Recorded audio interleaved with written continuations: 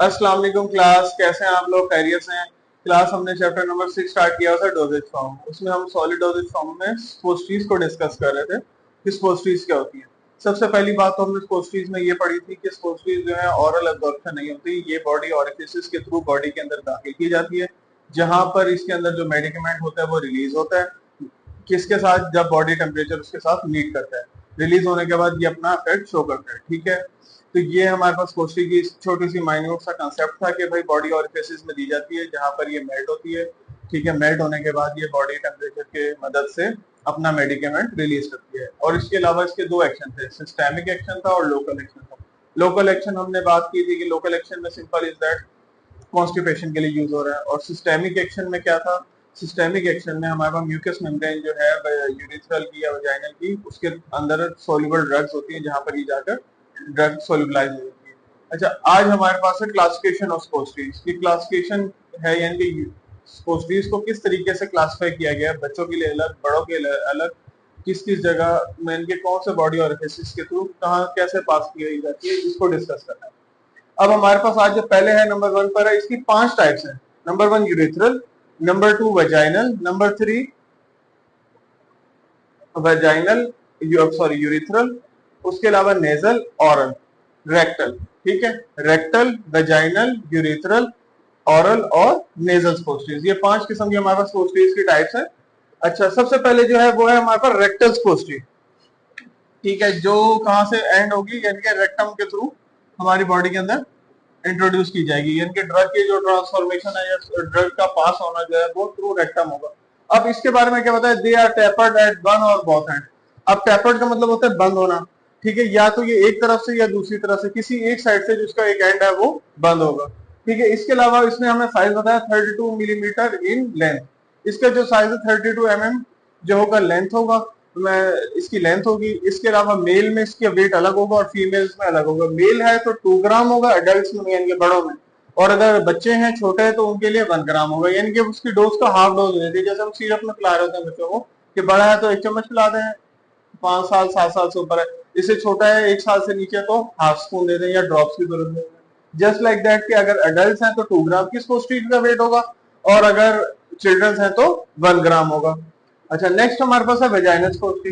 अब vaginal costly का जो रूट है वो किस तरीके से होता है? वो ओवल हो सकता है, अंडे की शेप में हो सकता है, या कोन और रोड शेप, या फिर कोन की शेप में हो सकता है। कोन भी इसी तरह की होती है लेकिन ये थोड़ा सा ज्यादा है, वो जैसे आपने आइसक्रीम की कोन खाई होगी वो नीचे आकर बिल्कुल एंड अप हो रही होती है, जस्ट लाइक दैट। ये क्या शेप आ गई?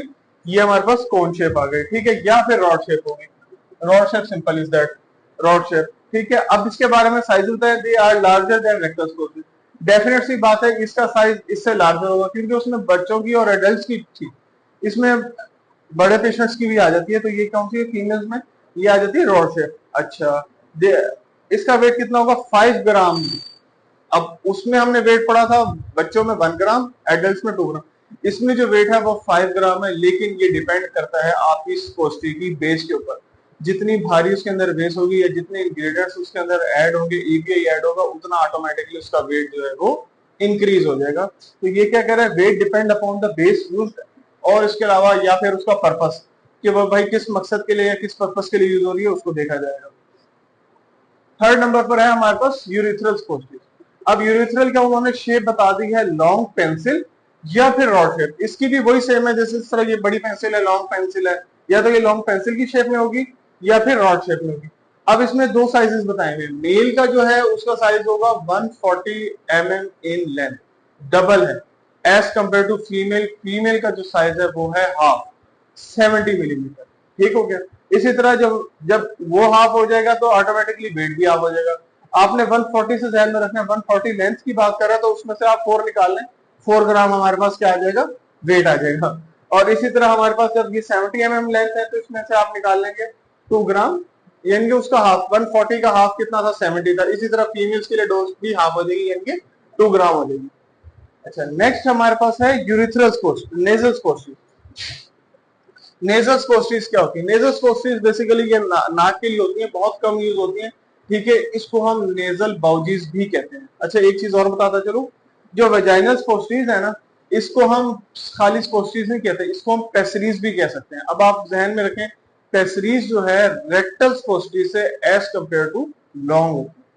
ठीक है, इसी तरह ये जो नेजल है, नेजल में बताया हुआ है नेजल बाउजिस के लिए यूज होते हैं, और ये इसको कहां से, कौन से body organs through nasal cavities जो है आप अपने ट्रीटमेंट के लिए यूज कर सकते हैं। अच्छा, इसके अलावा इसकी जो शेप है वो जस्ट लाइक यूरिथ्रल की तरह ये लॉन्ग पेंसिल की हो सकती है और रॉड शेप भी हो सकती है, और बट इसका जो वेट है वो कम है। डेफिनेट सी बात है, आपके नाक में कितनी एक स्पेस है उसके हिसाब से 1 ग्राम भी मोर देन एनफ है डोज। लास्ट है ओरल पोस्टीज, ये भी पेंसिल लाइक बाउजीज होती हैं, एयर के लिए होती हैं बेसिकली। ठीक है, और इसका साइज 32 mm इन लेंथ है, इसका साइज उन्होंने बताया 32 mm इन लेंथ। अच्छा क्लास, एक और चीज जो इंपॉर्टेंट है वो ये है, मैंने तो आपको इसको स्टेप बाय स्टेप एक एक की हेडिंग देकर समझाया है। मैंने आपको उस पैटर्न के थ्रू समझाया है जिस पैटर्न के थ्रू आपने पेपर के अंदर लिखना है। अगर आपके पास पोस्टीज का टॉपिक आ जाए तो आपने सबसे पहले पोस्टीज की डेफिनेशन, उसके बाद उसकी कैरेक्टरिस्टिक्स जो हमने कल के लेक्चर में पढ़ी थी, और उसके बाद जो ये क्लासिफिकेशन है आपने इनको एक्सप्लेन करना है। आपने पेपर में इसी तरीके से एक एक हेडिंग, शेप, साइज, वेट, आपने इसी तरीके से एक एक हेडिंग बना के करनी है, ताकि आपकी जो पोस्टीज है, क्लासिफिकेशन है, ये तकरीबन 2-2.5 पेजेस पर चली जाए। बट आपको पास ना बुक में उन्होंने एक फ्लो चार्ट की फॉर्म में दी है, शायद ये आपको यहाँ से नजर आ रही हो, ये देखें, ये फ्लो चार्ट की फॉर्म में दी। ये तरीका अच्छा है, बट ये याद करने के लिए, अगर आपको याद करना है तो आप ये याद कर लें, बट पेपर में आप अगर आप इस तरीके से लिखेंगे ना तो मेरा ख्याल है ज्यादा अच्छा नजर आएगा, क्योंकि इसमें एक एक पॉइंट अलग नजर आ रहे हैं। 3 पॉइंट्स बनाएंगे इस तरीके से, इस तरीके से 3 पॉइंट्स बुलेट्स बना के आप एक ही की हेडिंग, 3-3 हेडिंग सब में आ रही हैं, shape, size, weight, shape, size, weight, shape, size, weight, 3-3 heading सब में आ रही हैं। 5 ही आपके पास पोस्टीज की टाइप्स हो गई हैं, दोबारा डिस्कस कर लेते हैं। Rectal, vaginal, urethral, nasal, oral.